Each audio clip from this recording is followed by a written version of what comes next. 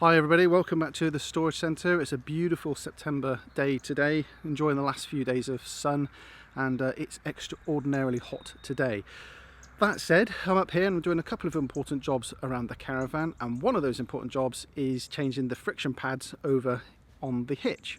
So before I show you how we do this, let's just go through some of the theory on how it works, and then I'll show you how quickly and how easy it is to change these pads over. And then afterwards I'll show you how we can clean these up as well if they're any good, and what we can do to prolong the life of them going forward as well. So let's go and have a look at the hitch and see how they work. So this is the hitch that we have here. We've got a big red stabiliser handle here.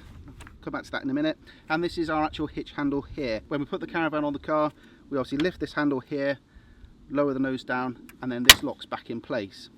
This is our stabiliser here, and what happens is as we pull this down, and you can probably see this gap here closing up, and as I lower this handle down, what happens is it pushes a couple of these pads here onto the ball, and that's what gives us our stabiliser. So to do this is incredibly easy. What you'll do is you'll purchase your replacement pads, and I'll put a link to those in the description below. And the only tool you're going to need is just a flat bladed screwdriver. So we're going to take the black cap off the end, the protective dust cover, and that exposes the back of the friction pad inside. Then with a screwdriver, again, just at the side, pushing in on the back of the pad, give it a whack, it'll fall down onto the floor, and there is our old pad. Take your new pad and put it inside the hitch and push back until it goes click, and so you see the back of the friction pad there, and then just replace the dust cover.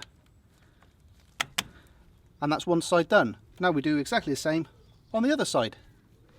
Let me show you the difference between the worn pad and the brand new pad as well. So you see here that if you take the condition of the surface there, you can see this one's got quite a lot of glazing on it, and I'll show you how we can remove that in a minute. But if you actually look at the wear, you can see that this dishing effect here is a lot wider than this one here, this one obviously being the brand new one. So if we were to clean this surface up and make it nice and clean, you know, we could reuse these ones, and in fact there are available on the market shims which fits over the back of the pad here, and it just pushes the pad a little bit further onto the ball, which means that we get a little bit more wear out of it. So if I was to clean this surface up and we were to use a shim, this would be absolutely fine to reuse. I'm not going to, because I've got a brand new pair here anyway, and these I think are as old as the caravan. So we're going to use the new ones anyway, but I'm going to show you how we clean these up and get rid of this horrible sheen and glazing which we've got on the front of the pad. If you can recall, when we cleaned up our toe ball, we used brake disc cleaner and some wet and dry, and that's exactly the same stuff I'm going to use here to clean this pad up with. What we're going to do is we're going to use some 240 grit wet and dry and our brake disc cleaner, and all we're going to do is we're going to get all the surfaces nice and wet of our wet and dry and our ball there, and we're just going to go in a circular motion. We don't want to press too hard. We don't want to change the shape.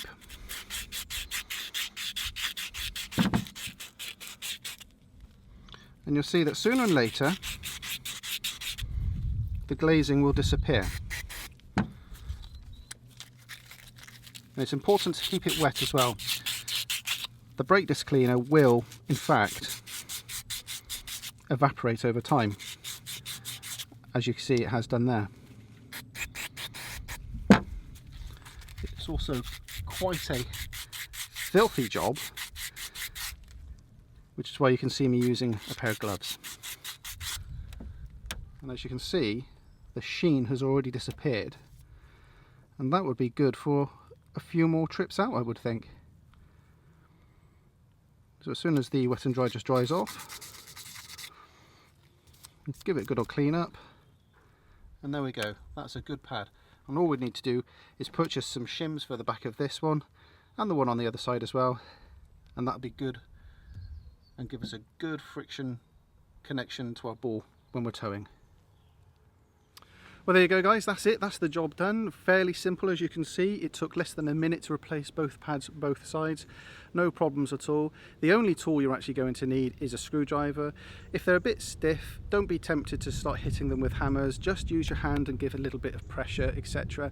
And they will come out, no problems at all. Ours just fell out straight onto the floor, in actual fact. When they do fall out onto the floor, just put something on the floor beneath so that it catches the pads so they don't smash or they don't break or chip or anything. We're on hard standing here, so I made sure I put a couple of cloths underneath, and it stopped them from breaking or damaging when they came out.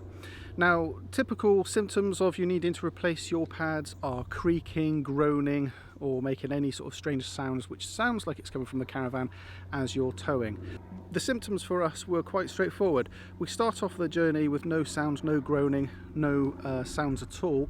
But then as the journey went on, we started to notice more and more groaning from the hitch area.